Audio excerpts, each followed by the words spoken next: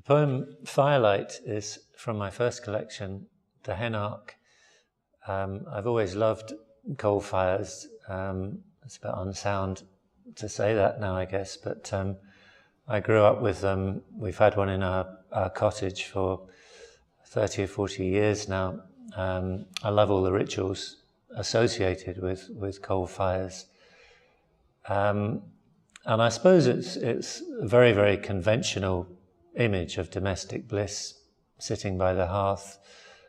You couldn't be more at home than sitting by the hearth. It's always struck me as paradoxical that the fire itself, I suppose sitting by the hearth, you're about as stable as can be, and yet you're sitting by something which is as unstable as can be. Anything you put in a fire, the fire is going to immediately turn it into something else. And that paradox has always interested me. So this is a poem called Firelight. I mention something called the Mask of Hiroshima in this poem.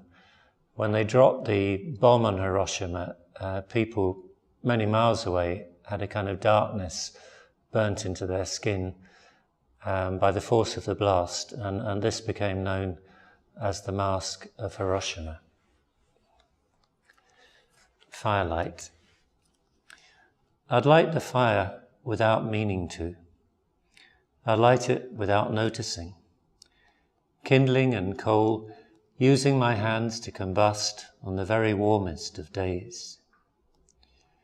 You in the light green chair, me in the dark green, we'd sit. Fire flowering between us, its black nightgown slipping to the floor.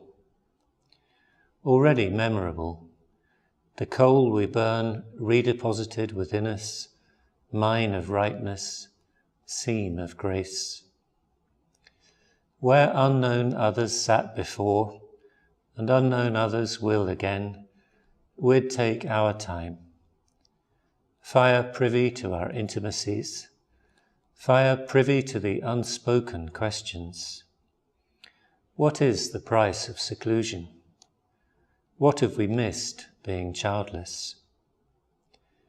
Its mild blast on our skin, always a reminder, a hint of a darkness burnt into human skin in suburbs far from an explosion. Mask of Hiroshima, shadow scorched into all our flesh. Good servant, bad master, fire insists.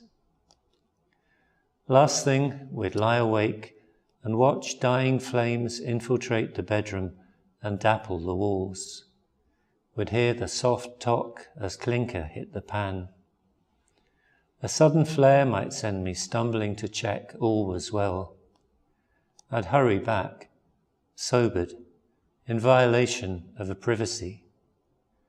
To see the fire gently collapsing, talking to itself, heating empty chairs, was to know what the world would look like when we're not there, was to be thin air.